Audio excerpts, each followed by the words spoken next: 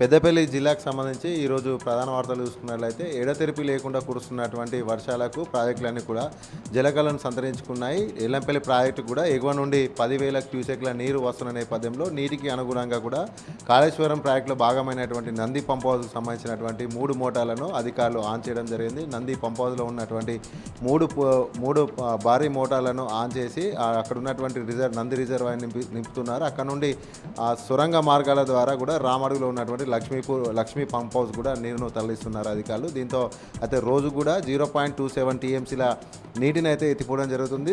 ఒక్కో మోటారు 3,150 క్యూసెక్ల నీటిని ఎత్తిపోవడంతో సుమారుగా 3 మోటార్లు కలిపి మొత్తంగా 9,450 క్యూసెక్ల నీటిని అయితే ప్రస్తుతం అయితే అధికారులు అయితే ఎత్తిపోయడం జరుగుతుంది.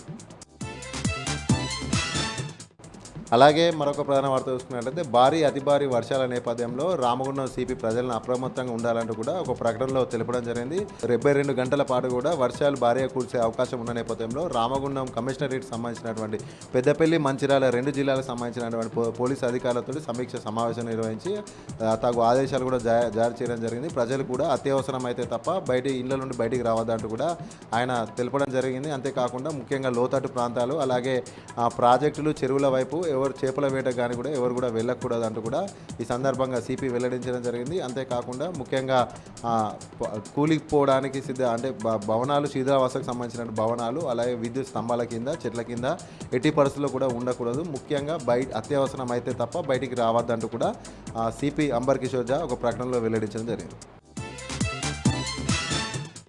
అలాగే మరొక ప్రధాన వార్త చూసుకున్నట్లయితే ఎడతెరిపి లేకుండా కురుస్తున్నటువంటి వర్షాలకు జలపాతాలను కూడా కళకళలాడుతున్నాయి. పెద్దపల్లి జిల్లాలో ఉన్నటువంటి సబ్బితం అలాగే రామునిగుండాల అలాగే పాండవలంక జలపాతాలను కూడా కళకళలాడుతున్నాయి. అయితే అక్కడ ఉన్నటువంటి స్థానికులంతా కూడా జలపాతం వద్ద నీళ్లు వస్తున్న నేపథ్యంలో అక్కడికి కుటుంబ సమేతంగా కూడా వెళ్ళి కూడా కాసేపు ఆహ్లాదంగా గడపడం జరిగింది. కేరింతలు కొడుతూ ఆహ్లాదంగా సంతోషంగా జలపాతాల వద్ద గడుపుతూ కూడా ఆనందం వ్యక్తం చేస్తున్నారు సందర్శకులు. అలాగే మరొక ప్రధాన వార్త చూసుకున్నట్లయితే ప్రసిద్ధ పుణ్యక్షేత్రం శ్రీ ఓదెల మల్లికార్జున స్వామి దేవస్థానానికి సంబంధించినటువంటి హుడ్నీ లెక్కింపు ప్రక్రియ పూర్తి చేయడం జరిగింది. దీనికి సంబంధించినటువంటి వివరాలు కూడా ఆలయ ఈవో వెల్లడించడం జరిగింది. గత నెల రోజుల క్రితం జరిగినటువంటి స్వామికి సంబంధించినటువంటి బ్రహ్మోత్సవాల్లో వచ్చినటువంటి కానుకలన్నీ కూడా హుండీ లెక్కింపులో భాగంగా లెక్కించడం జరిగింది. మొత్తంగా వచ్చినటువంటి హుండీ లెక్కింపు సంబంధించిన వివరాలు 32,25,580 రూపాయల హుండీ ఆదాయం వచ్చినట్టుగా కూడా ఆలయకు సంబంధించినటువంటి ఈవో వెల్లడించడం జరిగింది.